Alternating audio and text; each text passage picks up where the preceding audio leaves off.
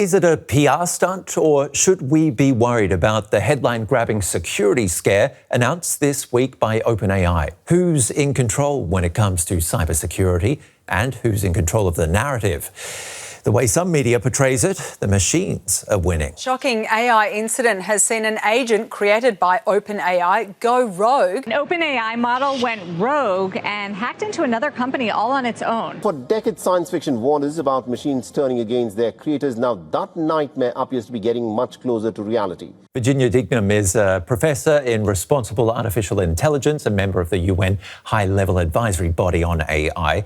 First of all, PR stunt, or is this a real risk we're talking about? It is both.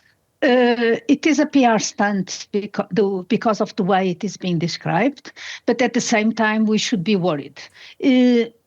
It is not so much about agents going rogue or agents deciding to do this or that. The agent itself, the piece of software, doesn't have the notion of rogueness, deciding for one way or another. It's basically following the instructions for doing whatever the task was. An example I often give is we build cars which can easily drive 300 kilometers per hour.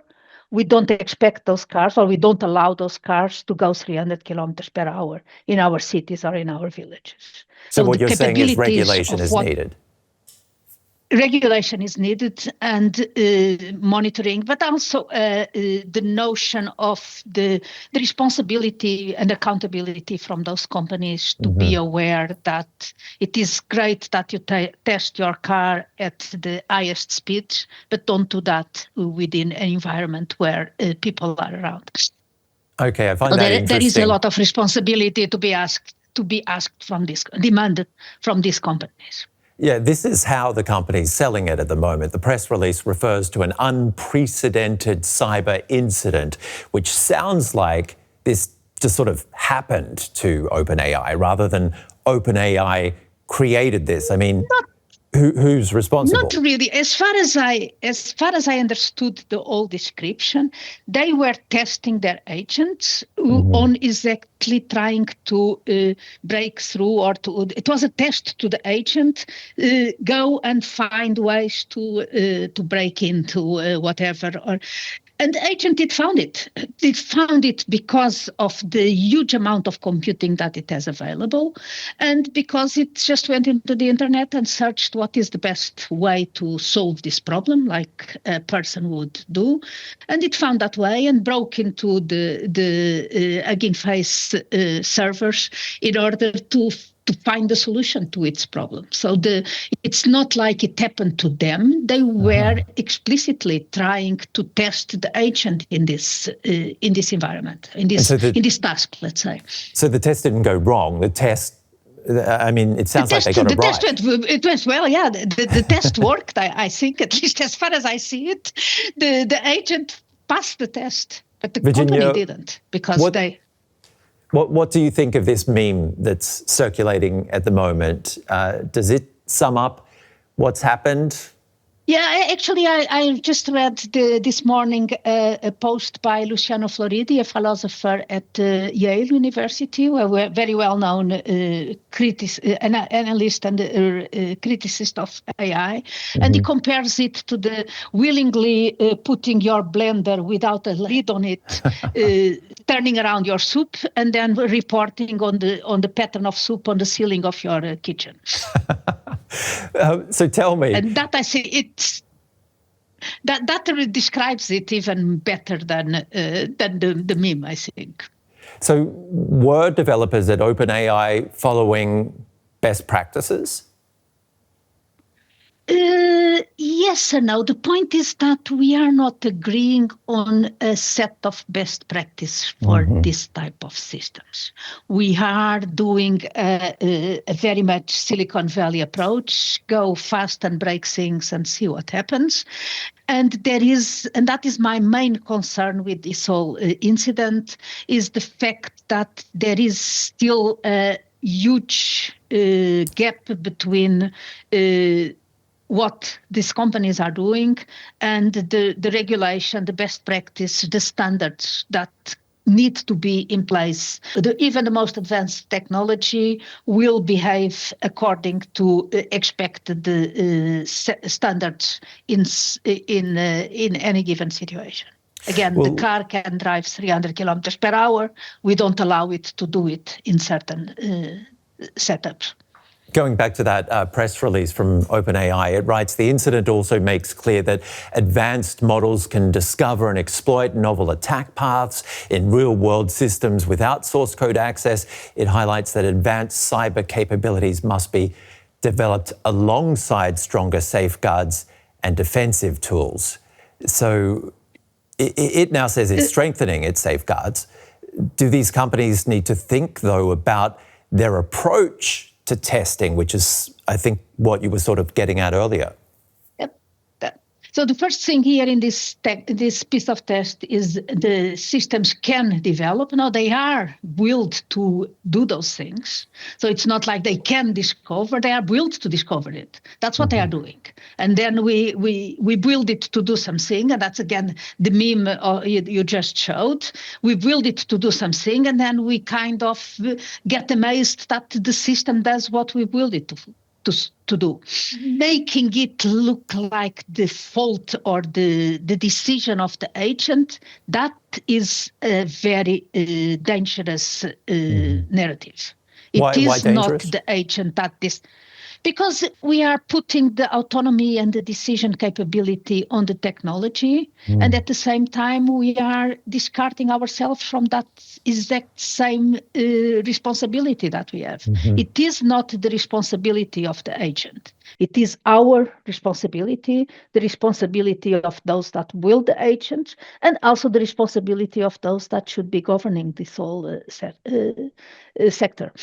The other thing I wanted to bring up was this question of, was this a PR stunt? I find the timing of this extremely interesting, in that OpenAI only had just revealed plans last month to sell shares in a stock listing. And as we know, all of these ventures and the data centers vital for this computing power to create this tech require huge amounts of money and resources.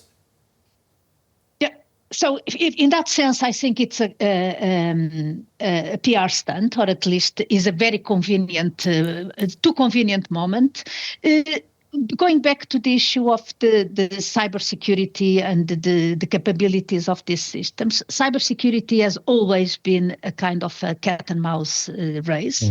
We get better cybersecurity, and at the same time we get better ways to attack that cybersecurity. We go into this vicious circle of growing the capacity and the cybersecurity capabilities at the same time. And of course, that plays very well into the need, or the company OpenAI to get more money and more stock to build even more powerful type of systems. And so in that, I do believe that it's part of their marketing and the business model at this moment. David Leslie is a professor of ethics, technology and society at the Digital Environment Research Institute in London. OpenAI is basically saying, whoops, this AI just hacked another AI company all on its own. What's your take? I mean, first and foremost, these technologies don't just act on their own. This is a system that was supposed to be in a sandbox being tested, and the technology as a tool malfunctions, right? It escaped the sandbox. It went on to hack an external organization's system. And so in a sense, what we can take from that is that the old kind of move fast and break things attitude that has come to define the way these technology companies just throw the innovation out into the wild, that perhaps we're reaching a point now where that's no longer applicable, because these systems are as tools becoming more capable to inflict societal harms, harm on other people, other companies, other organizations. So what protections do we need? Well, I think the first thing to say about that is that we are basically living in a bit of regulatory and governance chaos at the moment, in the sense that there just isn't legal constraints, both on a national and international level, on the behavior of these very, very large companies that control these proprietary large language models, multimodal models. And so we right now do not have mandatory disclosure arrangements so that the companies, for instance, have to report incidents, right? This in this case, OpenAI announced this on a blog. It wasn't part of a kind of mandatory reporting protocol that they're allowing the public to know that this is happening with their technology. So we don't have in place the type of legal instrumentalizations that would be needed to control what are these so-called agentic AI systems. The CEO of the company that was attacked, Hugging Face, says this is a problem that one single company can't solve. Where does that put us?